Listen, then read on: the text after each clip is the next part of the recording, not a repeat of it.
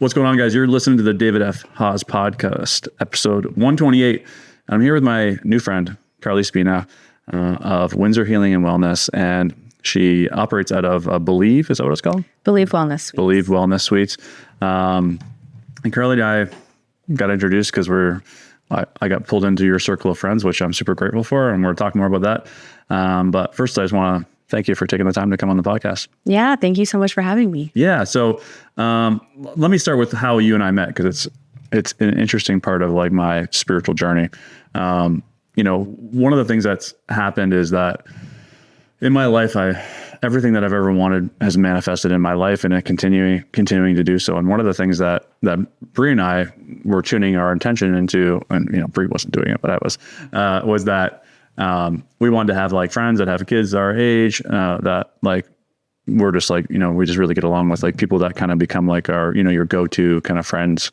And then Bree meets two of your friends at the park one day by our house. And from there, we know in the last little bit, we've been kind of like, you guys have kind of like welcomed us with open arms into your friend circle there. And it's just like that group of people is like just so amazing. Like they're just so great. And I'm like every day Bree and I leave from that, what hangouts, like we had a hangout on the weekend there, and we're so lucky to have this group of friends kind of thing. Right. And so, that was one of the things that I was working on, like manifesting, and then bam, it just shows up.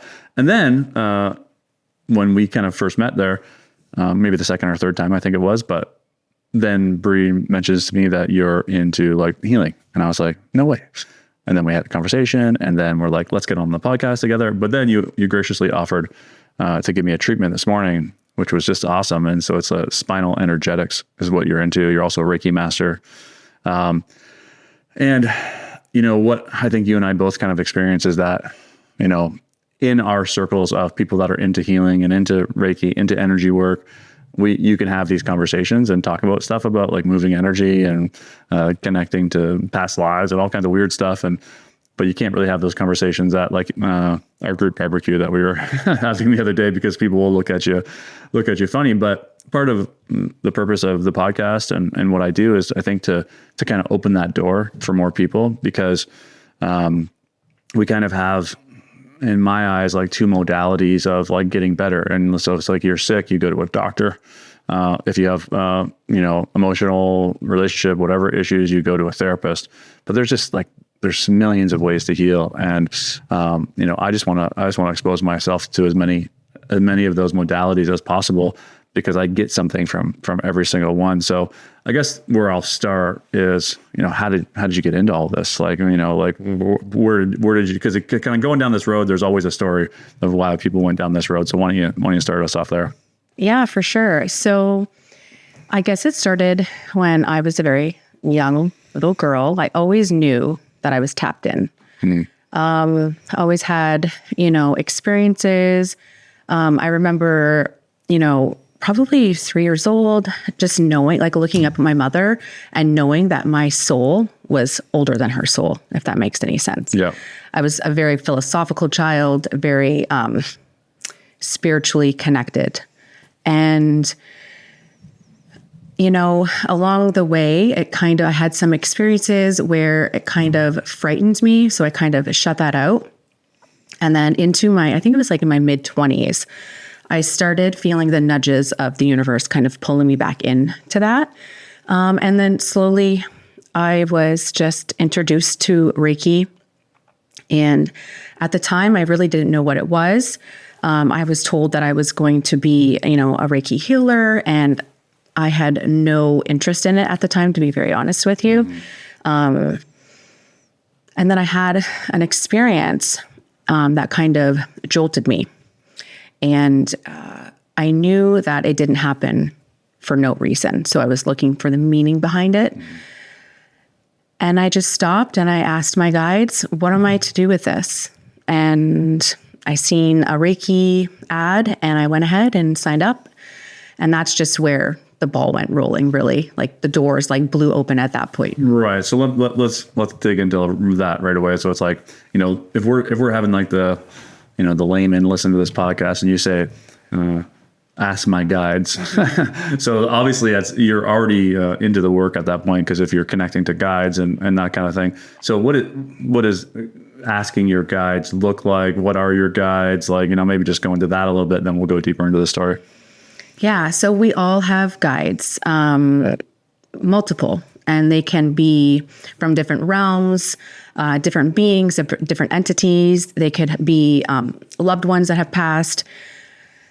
And I don't know, it's just, you don't really need to do much to connect with them. Mm-hmm. You just need to be still, find the stillness within.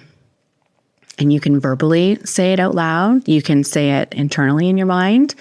And often what I tell my clients that are just kind of like learning to tap into this is to ask for signs. Mm-hmm. The first time that I did it, that's what I did. I asked for a sign.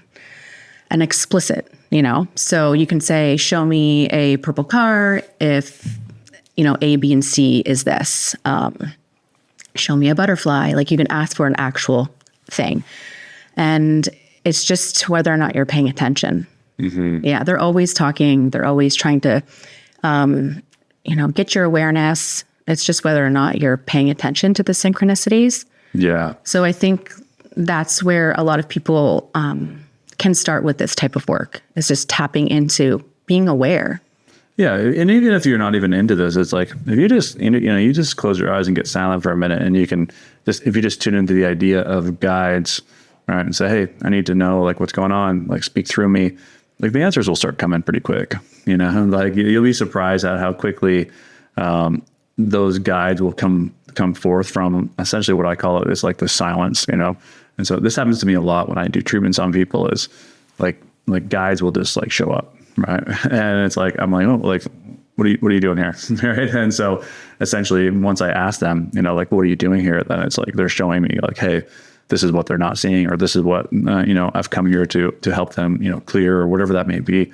And so, yeah, it's a real thing, connecting to this intuition. And it sounds to me like what's your understanding of like, God or higher power? What is it? God for you? Is it universe? Like, what is it?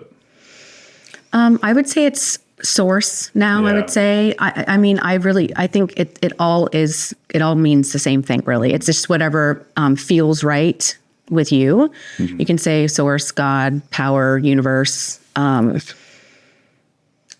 for me, the way that I view source now is, it's almost like we are all cells of one being the collective, mm-hmm. and we're all working together and finding that cohesiveness. And it's in like the little mundane things that you can connect those pieces to find the bigger picture.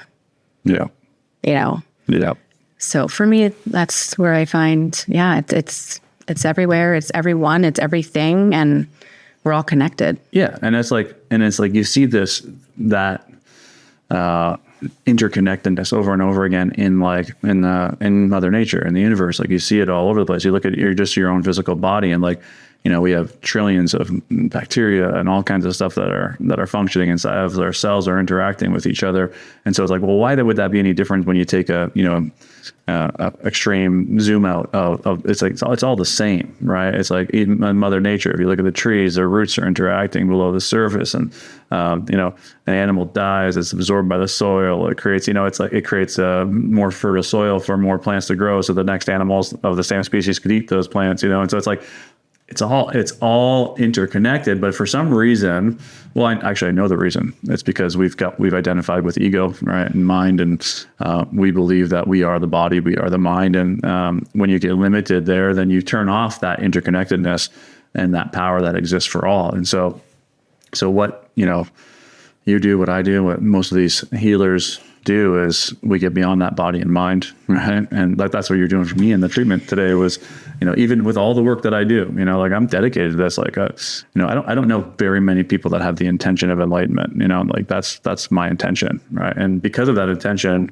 I'm constantly being pulled, like even you and I being introduced, and becoming friends, and, having this closer relationship. It's like, I'm pulling people into my circle, that are are sending me on my way towards, greater levels of understanding. And so I get on your table today, and it's like, like I'd like to describe a little bit of like what goes on there, because people are like, what is this, spinal energetics, and what's it look like? Well, really, it's like, for me, I'll give you my experience was like, I lay on the table, and then you gave me the pre-warning that you're going to be making sounds and doing all of this, right? And so, but, as I'm laying on the table, I just, I'm not doing anything. I'm literally just laying there.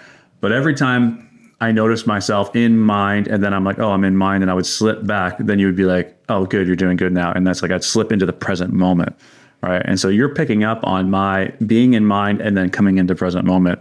And every time that would happen, when I would notice I was in mind, I'd pull myself to the present moment. You would make a verbal confirmation. Okay, good, you're doing good. And I was like, oh, she's like connected, right? And then every point of the body that you're touching, I could sense that these were the energetic blocks were, right? And we talked a little bit about it after. And then you're doing, you're making these noises, right? Which is like, I've done some treatments where people, I did a treatment once where I had like 4 people doing a treatment on me, and they all started humming at like a vibration, whatever vibration they felt that was going to be for healing. And it's like you have to kind of take this lightly, because like, you might like burst out laughing sometimes, because sometimes it's like, what is going on here? But sometimes in that laughing, it was what you need. But if you expose like some just regular Joe Blow off the street, and you lay them on a table and you start making a bunch of noises, they're going to be like, what is going on here? Right. But it's about getting out of that analytical mind and trying to figure out what is happening. Right. And I even caught myself in our treatment going like, what's she doing here? What's she trying to pick up on, and then now just bring myself back into present moment. So as I'm laying there and I can connect more into the present moment, and you're just doing your thing, the things that are limiting me most are like coming into my awareness, right? And some of them I'm aware of, some of them I'm not. One of the ones that came up that I thought was a big block, which is what you picked up on as well, was like heart and head, like disconnection. And one of the things that I've struggled with, which is like charging for the work that I do, right? Like charging for retreats and these types of things, because, this isn't really my work. It's the work of God to me, And so you get in this block, right, of like what's happening here. But I consciously believe and, use reason that people do have to pay for it, because they take it more seriously when people pay. The clients that I have one-on-one that pay me 10 grand for 6 months, they never miss a call, right? The friends and family that I say, hey, let's meet up and let's do this, it's like, they're all, can we reschedule and whatever, right? And so I definitely believe that people have to pay, because they have to have that energetic exchange of currency to be like, they're committed to this. But what I'd be interested in is like, when you're doing that spinal, like, what is it that you're doing? If you can describe it, because it is kind of nonlinear and it's hard to describe, but like, if you could try and put it into words, what's happening there? Yeah, it is wild, and is a very new modality. So it was developed by Dr. Sarah Jane Perry in Australia. She's an incredible chiropractor, counselor. She holds many degrees and incredibly knowledgeable. So it's a blend of Eastern and Western modalities, like Kundalini activation process, network spinal, shamanism, Reiki, craniosacral. It's all of those combined into one. So essentially what I'm doing is I'm working with your nervous system, which is along the spine there. So I'm essentially looking your body as you're laying on the table. Well, first, before we usually speak, and I'm already knowing where I'm going. But when you lay down on the table, your body tells me as well. So that's why, how I was doing the assessment with your feet and all of that.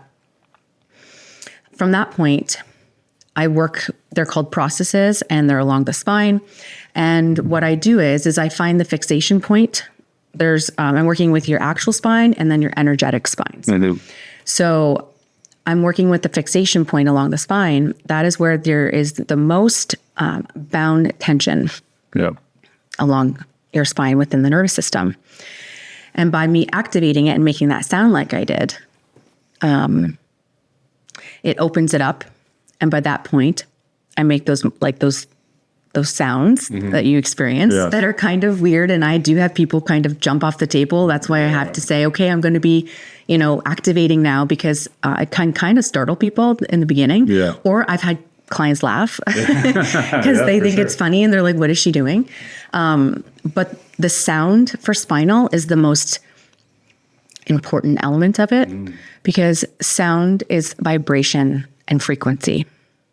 So I am essentially kind of tapping into your body's own innate wisdom. Your body already knows how to heal, and it just needs some reminding.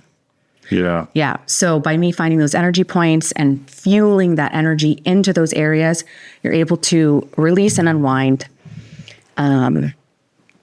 And yeah, clients have like all different types of experiences. Clients move, some clients laugh, some clients cry. They see visions, they feel hot and cold sensations, tingling sensations. They have euphoria. Yeah, it's just every session is different. Spinal is incredibly deep healing. It's a lot different than the normal like Reiki session where you're kind of just laying on the table and you're having this beautiful, energy recharge of the body and the chakras and the meridians. This is like go time. Like you are ready for deep, deep shifting to occur, trauma release to occur. Yeah, it's beautiful. And it's kind of like a homecoming for me. Yeah. Yeah. So ever since I was little, I always could feel energy. I was very tapped into that.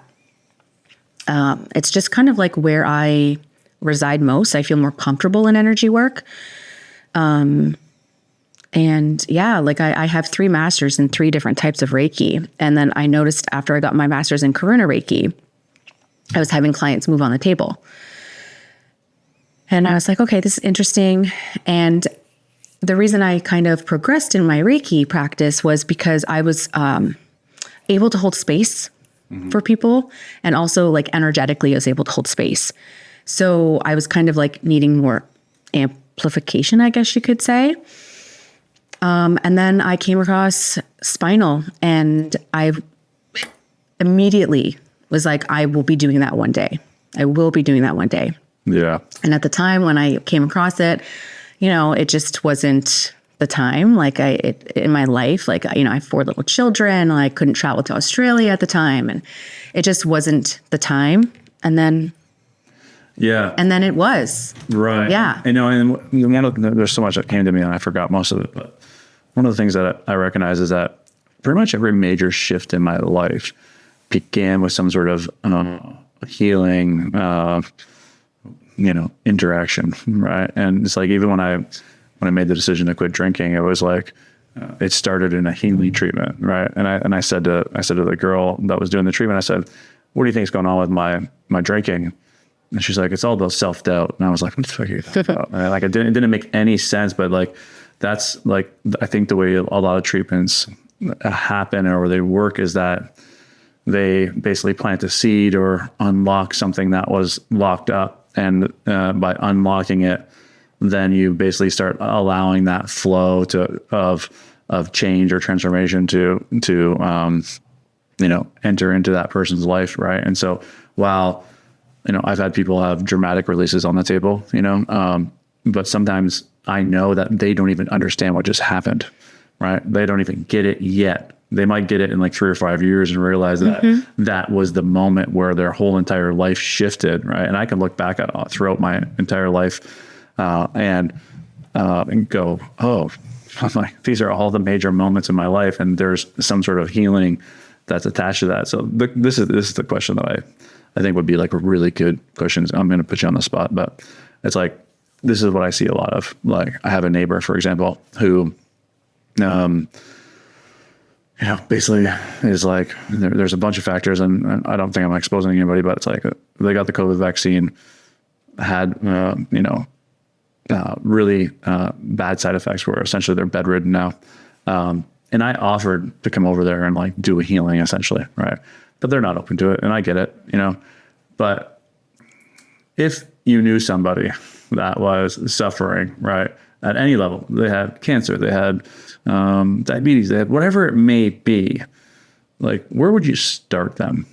Right? Like, and I know I'm really putting you on the spot to like, but like, because I have like what I think I would do, for someone that would be open to receiving it. Right? You have to be open.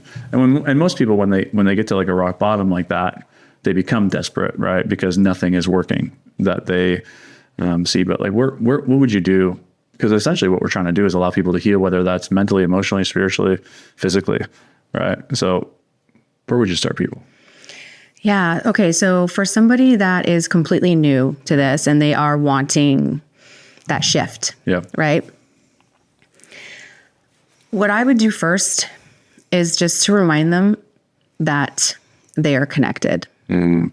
Remind them that they are part of the earth, they are part of the cosmos, that they are so much more than their physical body. Yeah. That they're an energy being. And because of that,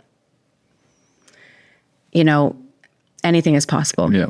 Took the words out of my mouth. I was going to say that anything about. So yeah, then that's interesting, because that's kind of like where I start people when I do my 1-day retreats. It's like the first piece. And I like that you said remind them, because it is at a soul level. It's a reminding, but to me, it's like an education piece. It's like, you have to start getting aligned with the fact that you're something greater than body and mind. And, for me, I show them that by doing from the book, The Untethered Soul. I make them close their eyes and I say, make your inner voice say hello, and say hello 3 times and scream hello. And then I say, well, what allowed you to observe your mind?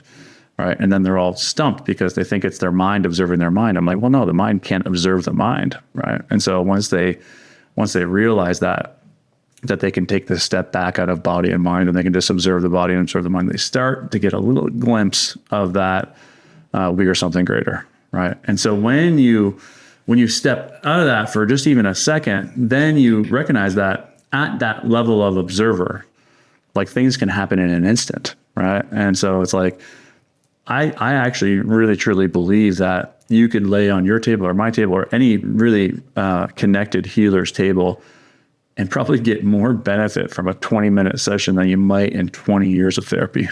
Right. Mm-hmm. And I've had clients that have gone through 20 years of therapy, and they come and they lay on my table, and they're releasing trauma that was never ever even touched upon in therapy, right? And it's because the mental and the physical body wouldn't allow them to go there. But when I go beyond that and I connect to them at a soul level, or from that place of observer, the soul is like, thank you. Finally, we're here to like, we can let this out, and it goes right through the physical and the mental like that. And it comes out of them as a actual release, whether the body's moving or whether they're crying or whatever that may be.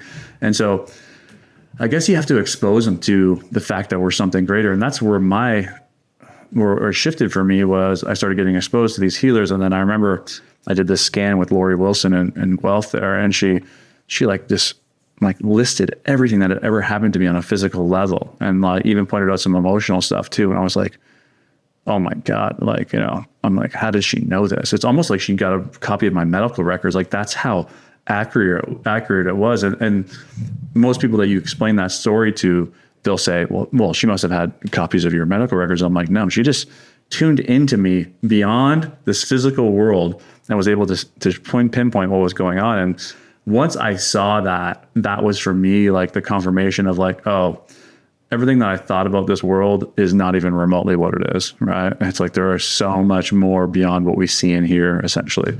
And so, yeah, I think that's a good introduction point, is to like get them connected to the fact that we are connected.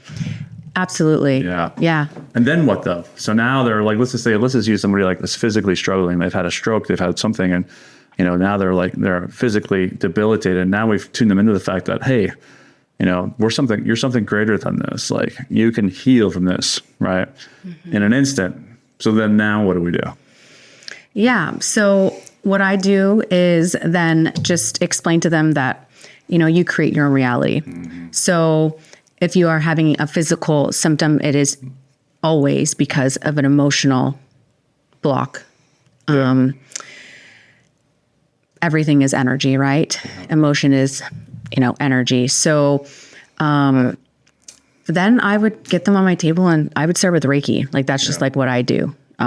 It's like Reiki is such a, easy gateway to energy work. And then, I mean, I'm so lucky that I have such a beautiful network of community around me, of like healers around me. I know so many people that do so many different modalities. And depending on that particular person, whatever they're needing, if I can't support them, then I hand them off to somebody else that I know can hold that space for them. Yes. You know? So. Yeah. And I think that's another thing that you and this is where like the human development is going. It's like, I coach a weekly group, and I say I coach it, but I mean, like, I'm really just a mediator of it. We've all become like healers in our own right. And so if someone from that group has an issue or has a burning question or that they can't, sort out, we come to that group and we're like our support system. And so sometimes people come and they're like, they've had some sort of traumatic event, they've had a loss in their life, and we'll do a healing treatment on them over Zoom. And like they leave that, completely transformed. And I remember this one incident, specifically, one of the group members messaged me and say, "Oh, I'm feeling really sick tonight. I got a cold, whatever. I can't make it." I'm like, if you're feeling sick, there's no better place to be here other than here. And so he comes onto the call. We do a treatment on him, and then I see him he works for me, and I see him the next day at work, and I said, "Hey, how are you feeling?" He's like, "Oh, I'm feeling great." I'm like, "Wow, maybe you should have said that to the group." Yeah. He didn't kind of say like, "Hey, like, I'm better."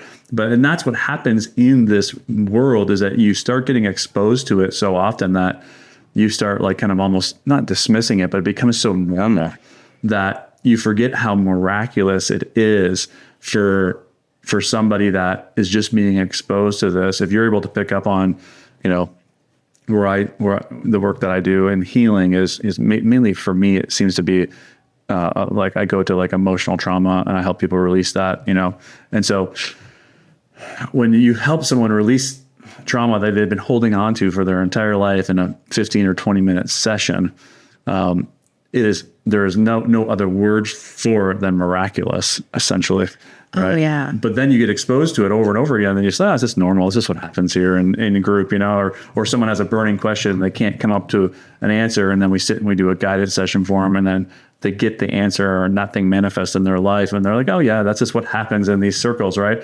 But like, this is the reality that is available to us all, and where I see the evolution of consciousness is people will have these healing teams, for lack of a better word, because healing kind of gets thrown around a lot now, but like, where we have these circles that we can go to in the event. Like, for example, if I was tomorrow diagnosed with cancer, the last thing that I would do is go get it cut out of me, right? I just want to do it, right? And the second last thing I would do be chemo, right? I would immediately recognize that my body, for some reason, is not able to process the toxins that I'm being exposed to on a daily basis. And so why? What is the block? And so then I would start seeing people like you and other people that are within that, within my healing circle. Right? Probably the first call I'd make would be to Lori. Oh, Lori's amazing. Yeah, and be like, "What is going on here, Lori? Like, I need to know like what has happened." And so she's like a million times more advanced on MRI machines, right? And so then once the block was revealed, then the next thing that I would probably do, because I do believe there is an emotional link to what we're doing physically. Right. And so, and this is like really true for me. It's like, I know that there's emotions that are not dealt with that lead to me eating poorly. Right. And so, if things were to hit the fan, I would immediately begin like an elimination diet where I would just move to like eating like only whole raw foods, and then just allow the body to have the space to heal physically as well. But in that elimination diet, probably the emotions that I haven't been dealing with would start to come to the surface, right? And so the next thing I would do is I would get like a spiritual mentor, right? Because he would be able to pull me outside of the jar and say, "Okay, like you did it for me today, essentially," right? You're in your head. And I'm like, that's funny, because I teach people how to get out of their head, right? And I'm in my own head. So it's like something that I couldn't see, you could see very clearly, right? Just by, even before our session, you were already connecting to that, right? And so that would kind of be the road I would walk people down. Just like, yes, there's an element of healing physically, emotionally, and mentally and spiritually, but I think you need like, I don't want to say there's a 1, 2, 3, 4, 5 that you're healed, but you definitely need like a circle of people to Absolutely. go to. Yeah. And that's what I've noticed a lot, like within this community, like there's no gatekeeping. Yeah. We're all like, we all are a circle, a team, a support system for each other. And what I can't do, my brother or sister can. Yeah. And just going back to kind of what you said, you know, if you have like a physical ailment, you would do A, B, C, and D. You know, I experienced that myself. After my third child, I was diagnosed with Hashimoto's, which is thyroid condition, autoimmune. Yeah. And immediately I went right to my naturopath and I did all of the like physical holistic things, right? An elimination diet. I still don't eat many things because of it. But that wasn't enough. Right. It wasn't enough. Yeah. And I had to get to the root cause. And that for me was emotion. Right. A lot of it even had stemmed with ancestral stuff, my lineage. I had to clear out a lot of that. And I still am, you know, it takes time to do deep work like this.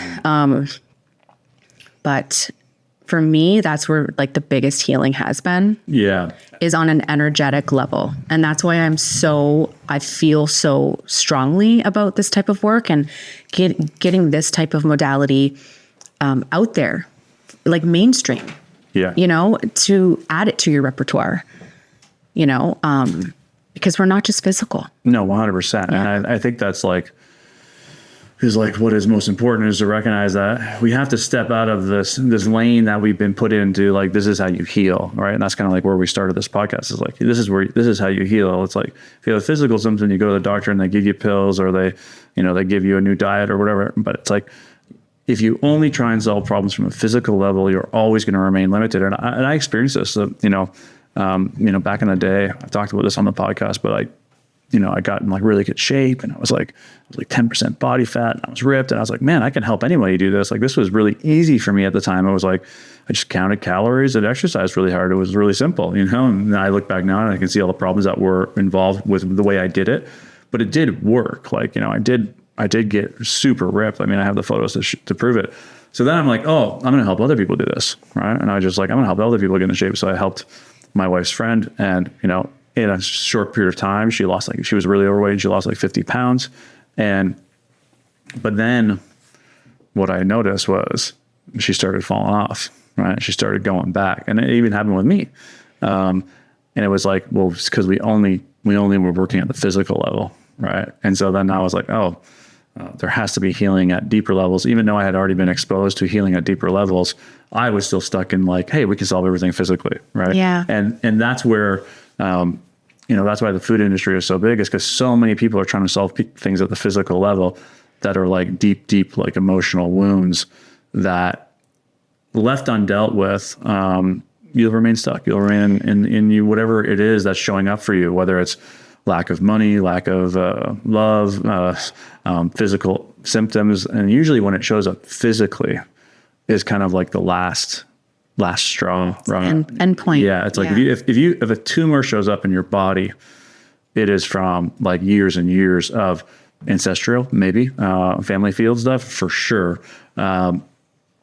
But it's like the body being like, finally, like it had to surrender to this thing. And the last thing it can do is try and create something to contain all of the toxins, which we then call a tumor, which we then call cancer. Right. And so yeah, I think it's a lot bigger than just a physical level. And I guess the idea of this podcast and, you and I talking here is just like, just to show, like, you and I are like two, like, I would say very normal people, like, because a lot of people think that everyone that's into this stuff is like woo woo and whatever. And, walking around barefoot, and even though I kind of do that, but like, but like we're normal functioning members of society, but have just gotten tuned into this. And I see that door opening for more, like the person that you would think would never be into this. You're starting to say, oh, he's like, oh yeah, I've done that. Or she's done that. So it's definitely becoming more mainstream. I'm sure you're noticing that as well. Oh, for sure. Yeah. It's not the like woo woo kind of, like people that are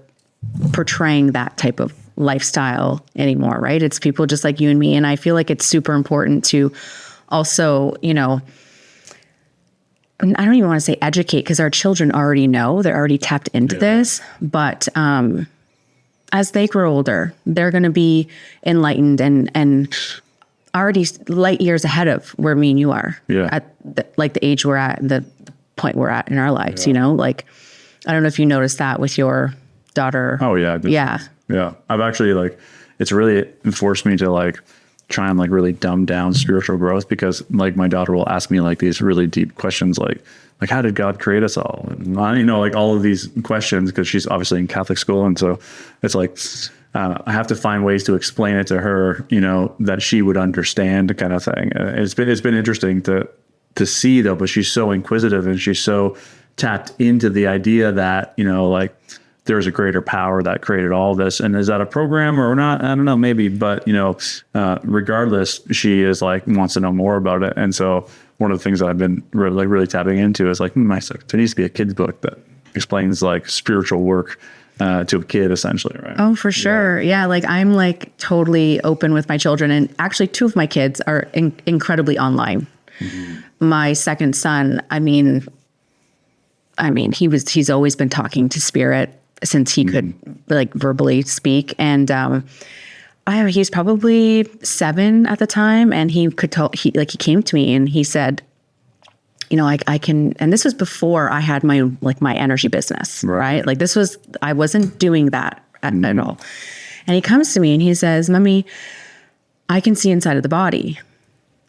And I said, well, what do you mean? He said, I can see inside of the body. I can see what's going on with people inside of the body. And he said, I do this thing with energy in my hands, and I can help them, So it's incredible. The kids nowadays that are being the souls that are here on the planet is pretty wild. And I feel we need to pay more attention to them.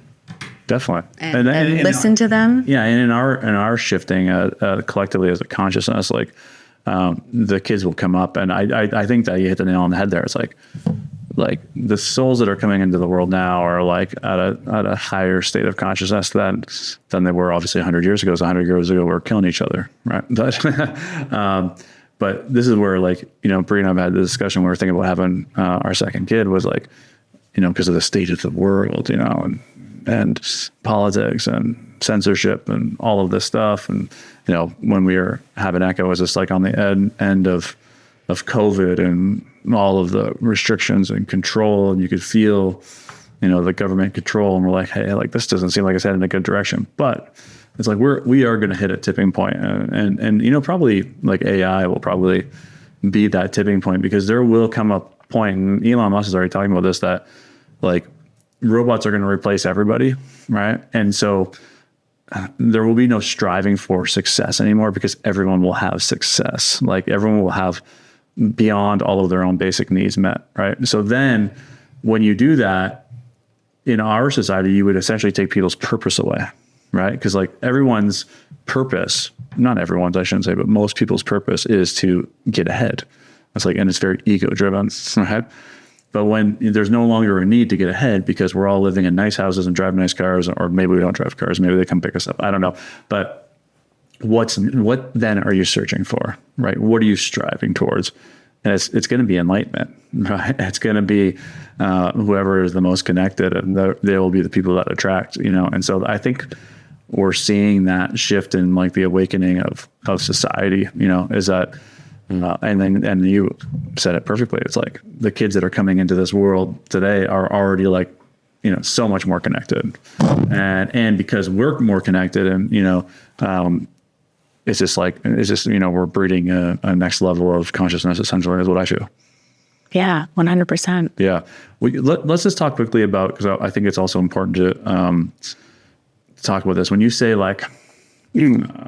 ancestral energy, family field energy, family field trauma is it's so obvious. There's no proving it. It's it's just so obvious. It's whatever, your dad struggled with, his dad probably struggled with, and his dad probably struggled with, and it's showing up in you somehow. And the fact that it's come into your awareness, right, is a calling to kind of stop that cycle, right? Whatever it may be, anger, adultery, whatever it is, there's something is being called into it's coming into your awareness so that you can stop it. So I think that's important. And I think people might get a little bit wrapped up or fearful of, oh, I have to heal like all of this ancestral trauma as well, or this family field, trauma. But I don't think you have to look at it personally, and I want to get your take on this. I don't think you have to look at it as like you have to do the work for them. It's really you're just doing the work for yourself, and in doing so, you're healing that family field and ancestral trauma. But maybe you have a different take on it. No, that's exactly what it is. Oh, yeah. Okay, good. Yeah. Yeah. A lot of the times, especially in spinal, parents will want their kids to have a session, and I can't work on anybody under the age of 12. Okay. But often having the mom or the dad get on the table is enough. Yeah. Is enough. Some people feel very burdened by having to have the weight of being the cycle breaker and the shift maker and the clearer of whatever it is in your lineage. But I find that stuff like that doesn't come up until a bit later in your healing journey. It's like you get like the basic nitty gritty kind of stuff that's been showing up in your personal life and in your field. And then as you kind of like navigate and walk through that, and, you're able to make space for the stuff to kind of come in that's on the outside. Yeah. And then it doesn't feel as heavy, right? Because you're able to hold space for that. Sure. Yeah. You've kind of created see a way. Yeah. You cleared the space. Yeah. By clearing your own stuff. And now it's finally saying, hey, like this is what else is going on. And the reason that you probably weren't aware of it, that it was, being carried for many generations, is because it was so in the subconscious. Yeah. You were not even capable of tapping into that because you had to clear the path yourself. So 100%. A lot of it's subconscious. I find that a lot with my clients. Like they get on the table and they we do our work, and then their minds are blown, like you were saying, their minds are blown, and I'm like, well, yeah, like a lot of it's just stored subconsciously. Yes. And you're just bringing it to the forefront. Yeah. I think something really important for most people to understand is that their greatest limitations, the biggest problems in their lives today that, are showing up for them and they're aware of, is most likely because of some sort of emotional trauma that they have forgotten about. Mm-hmm. Right. And so you're never going to figure it out using the mind. Right. You have to get beyond the mind to allow those suppressed and repressed moments come to the surface. And usually they're so painful that the mind created the mechanism of storing them so deep that you didn't remember them because the pain was so great. And that's why when in treatment, if they get brought to the surface, like there's this huge emotional release where people break down crying because it's like the first time that they've been able to see it. And then once they see it, it's not that they even are aware that they forgot about it. They always knew about it, but it had just been buried. And so when it comes to the surface, it's like, oh yeah, that thing. It's right? Like an aha moment. Oh, yeah, it's incredible. Yeah. Oh yeah, it's incredible to witness. And these traumas can be stored, not only in our physical body, but our emotional body, our mental body, our spiritual body, our soul body. Mm-hmm. And they can be big T traumas or little traumas. Yeah, 100%. Yeah. What is it that you're working on right now? Because all spiritual people are working on releasing something or transcending something. So it's like, where's your area of focus right now? Okay, so for me, I'm definitely trying to heal some stuff on my paternal side, and it's a lot of heart-based stuff and throat. So I've done a really good job clearing a lot on my mom's side. Mm-hmm. But right now, that's what I'm dealing with. It's a lot of masculine kind of energy stuff that has like been deeply, deeply stored. Yeah, and I can feel it, like even physically in my body right now. Like it's there, right? And I'm like, I'm kind of just observing it, and I'm like being witness to it, and I'm saying, okay, show me, what more can I do? Show me like where in the body it's going. Right. How is it going to travel out of the body? I often will ask, come to me in dreams. Like, how can I release this? Yep. I ask my guides. I do Reiki on myself. I seek out other healers. I just had a wonderful session and it was a Akashic Records healing and clearing. Incredibly powerful work. Yeah. Could you do that? I did it with Jillian McDonald. She is, her handle is Authentically You Healing. Nice. Yeah, she's incredible. It was an amazing session. So it wasn't like a reading. It was a full blown like Akashic clearing. Yeah. Like in the quantum. And it was outstanding. Like absolutely amazing.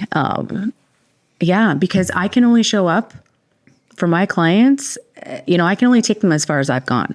Yeah. I can only hold space for them, as much as I've cleared for myself. So it's so important, to continuously like do the work ourselves, dig deep, connect, go within, and just have community. Like I was saying, like it's huge to be able to support each other. Yeah. Like, yeah. And to have when you put yourself, I think this is something that I think, most of us get disconnected from, but it is in giving that we receive. And so when you put yourself into a place where you want to help others heal, naturally you move towards healing yourself, right? Because you know that you will be limited, just like you said, by how much you can help people heal based on how much you have healed, right? And so when you recognize that those limitations are showing up with your clients or whatever that may be, it's like, it's like almost a calling of like, okay, I gotta go deeper. There's more for me to release. And the second that you align with that intention of, hey, there's more that I need to do, the things like start like just being revealed to you. Like, I was recognizing that for myself recently, and then I had this dream, and a lot of stuff will come to us in dreams. Right. And so, about like, kind of like being left out, like multiple times, like in like friend circles and that kind of stuff. It's like, I was the kind of person who only ever really had like one or two, like really, really good friends with multiple people. But, like where I would say not even beyond acquaintances, like I would hang out with them, but every now and then I would get like left out of like some sort of gathering. Right. And like the pain of like, not feeling included, but also recognizing that not being included is a part of my own trauma, and like the reason I'm not included because I'm also not allowing people to come into my life because of the protections that I put up from getting hurt. And so just in that one dream, there was like, oh, there is still like some trauma there, some pain that is left undealt with because that's kind of like, continuing to show up in my life. But then it's interesting because then as I'm making that attention and as I'm clearing that out, then I start getting hooked up with you guys. And like, like in the last 3 weeks, we've kind of hung out like 3 times. And I went golfing yesterday with Castro and Josh. And it's just like, wow, this is like really just happening. And I'm just naturally, without having to force, like before it would feel forced for me to be like, reach out to friends and be like, hey, how's it going? We haven't chatted in a while. Like it would have to be a very like a mental exercise for me to go through that and recognizing that I should be more connected with my friends. But with your circle and the circle, there, it's happening just naturally. It's just like, the text messages are just kind of flowing and it's like, not like I'm forcing it. Right. And so all of that happened just by setting the intention that, hey, there's something else that I need to transcend essentially. And I didn't really even do anything about it. Like I didn't meditate on it really or anything. It was just, I just asked for me to see what else. And then it just started unfolding. And that's where I'm like really at on like the spiritual path for me. It's like everything that I just think about is like showing up in my life. And it's interesting because I was thinking about this on the podcast. I mean, it's got to be connected to you in some way because this is why it must have been coming up. But like pretty much everything that it's silly how crazy things are coming into my life. It's like, it's just even like a big one was like, I want to pay my mortgage off. Like I was like, I never wanted to pay my mortgage off before. And I got into this Dave Ramsey life. And like, this guy tells you shouldn't have any debt and all this stuff. And so I want to pay my mortgage off. And Bree's like, it's going to take us like 10 years if we like really get aggressive. Even if we got aggressive, it's going to take us 10 years. I'm like, no, it's going to happen fast. Like I just feel it's going to happen fast. And then there's like a refinance happening at Lingo Vita, that's going to allow me to get some of the money back. And essentially the amount of money that I'm going to get back is going to be the same amount that I have on my mortgage. Right. And just like, it just happens. Mm-hmm. But there are places where it doesn't, where the reverse is happening, right? Where like the more I focus on that thing, like for like my health is one of them where I was like, I just eat like shit all the time, like, cause I'm just like busy. I'm like, oh, I'll eat a chocolate bar for lunch, right? These types of things where it doesn't happen. Extreme wealth that like hasn't happened. Like these are the things that there's resistance to, but all the little stuff that doesn't really matter too much. I mean, I guess paying your mortgage off is a big one, but if it didn't happen, it wasn't that big of a deal, right? Those are just flowing. So I'm interested to like kind of get your take on that. If you're finding like that stuff, like you can just think about it and it shows up in your life, you know, like this is like the result of just like doing this work and continuing to clear is like what I'm finding. Yeah, going back to how we met, I found it incredibly synchronistic. Like even just meeting the group of women, like we call each other sister wives now. Like they are like my literal family. Yeah. And we all came into each other's lives at a incredibly critical point. And they showed up for me and I showed up for them. And yeah. And then like you guys came in and it was just like all these things kept like lining up. And then you asked me to be on the podcast and it was just crazy. Yeah. Crazy opportunity. Mm-hmm. And it's funny, like I've never had an issue I've always felt like a misfit. I've always felt like an outcast, like a loner, but I've always had a ton of people around me, a ton of friends. I've never had an issue like meeting people and, you know, kind of like having friends. Oh, I know exactly. That's exactly how I feel. Yeah.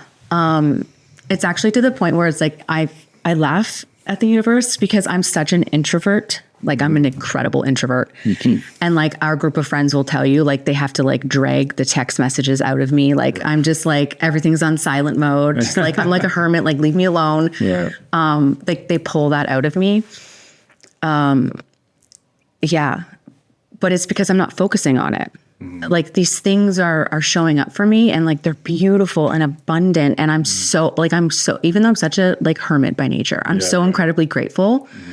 They've changed my life and like the love that I have for them is just incredible. And I find the things that I focus on are what I find have the most resistance. Yeah. And I think it's because I have an expectation. Yes. I have an expectation. And because of that expectation is not being met. And then I get frustrated and then the energy flow kind of blocks. And then there's the resistance coming in and it's like this whole like mess versus if I just surrender and release, it literally just completely flows in. Yeah. And it's also like becoming aligned to that frequency of what you're trying to call in, you know, like you have to like really embody it, not necessarily even like visualize it or say it, like don't like just affirm it. Yeah, you have to feel it. You have to actually, what does it feel like? Yeah. Like on an emotional level, like what does it feel like to pay my mortgage off? Yeah. What does that look like? Does it feel like? Everything. Yeah. Like the emotion behind it is like the final like component and manifesting and really like calling something in and finding like attaching that cord in the quantum and pulling it through. And, you know, I think when they hear that, like, so for example, paying your mortgage off, it's like, what's it going to feel like? You tune into what it feels like to be mortgage free and it's going to feel free. Right. And so what is happening to me is that, and what happened to me with respect to money, for example, was that I thought money would make me happy. And so if someone would have said to me, tune into, you know, just feeling happy now, it would have never worked. I had to uncover why I'm not happy. And so it's the same thing that you're talking about, but essentially I had to start knocking down those barriers that I had put up that was making me miserable, essentially, right? Expectations was one of them. And so I had to create all these awareness around why I wasn't happy, let go of outcomes, all of that stuff. And then guess what? I started becoming happy and then I started making way more money, right? And so I guess the same thing would be true with like getting rid of your mortgage. Is like if you get rid of your mortgage and you feel free, then the question I should be asking is like, well, why am I not free now? It's not because I have a mortgage. It's like it's just some internal thing that is happening inside of me. This internal feeling that maybe I'm not deserving of freedom, or maybe I'm buying into the belief that you got to work hard to make money, or whatever. I don't know what it is actually, Well, I do know, I just haven't tuned into it yet. Right. But that's what I think we mean when we say you got to feel it. It's not really so much about just visualizing and feeling it. I think that's good. But I think it's about knocking down the walls and the protections that you've put up that don't allow you to return to the natural state that you already are, right? Like we all are naturally happy. Like look at your kids and they're like, you know, they're laughing all the time, rolling on the floor. Like Harlow dies laughing all the time. Like Zach and Mia, Zach's kid, Mia get together, and Harlow and her, they're like hysterical. We met in the grocery store the other day and they're just laughing at the top of their lungs, right? And it's like, we are all internally happy and loving and loved. But we begin to get closed off to that. And so things like what you do and healing treatments, it will just show people where they have like shut that door essentially, right? It's a conditioning that we have, you know, just like you said, we are born into this planet, authentic, loving beings, and we forget what that feels like. Yes. You know, it's been cloaked with so many things from childhood and work experiences, relationship experiences, financial experiences that you completely forget. At the core that these other external things don't validate you. They don't, you know, make up the being that you are. And it's until you come back to that true resonance that you're able to actually live freely, like you said. Yeah. And so like, that's like, it's not even about healing. It's about, like, I love you said in the beginning of the podcast, it's like, it's about reminding people that they are the state of love, right? And if you really truly connect to that state of love, healing happens, right? And so that's what this is all about, is like getting back there and like getting, and like kind of like what we're experiencing in our friend group, which is like, you know, you and I are in similar spots with it. It's like, we're just like so grateful. You know, and it's like, I would do anything for those people now. I barely even know. I just getting to know you guys. And it's like, you know, if you guys needed me in a second, I'd be there. And I think you feel the same way about all of them. Right. And so, yeah, that's what life's all about. Yeah. Absolutely. Cool. Well, I think we'll leave it there. It was great conversation. Thanks for taking the time to come on. Yeah. Thank you for having me. Yeah. Okay. If you like the podcast, don't forget, hit that subscribe button, and we'll see you again next Sunday.